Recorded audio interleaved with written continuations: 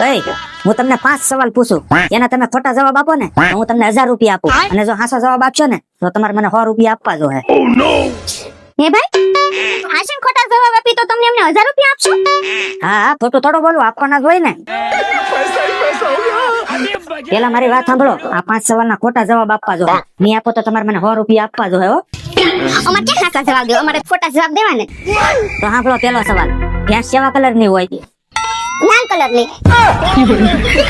તો મારો બીજો સવાલ, ગુજરાતના મુખ્યમંત્રી કોણ છે? ગુજરાતના મુખ્યમંત્રી ઈ તન કાકા છે. તો મારો ત્રીજો સવાલ, બકરીના કેટલા પગ હોય? બકરી તો હમણાં જ લીધી, બકરીને 12 પગ હોય. હા હા, મને લાગે છે તમે 1000 રૂપિયા જીતીને જ જાહો, પણ કાંઈ વાંધો નહીં, તમારા 4 સવાલ થઈ ગયા છે, હવે એક સવાલ બાકી છે તમારો.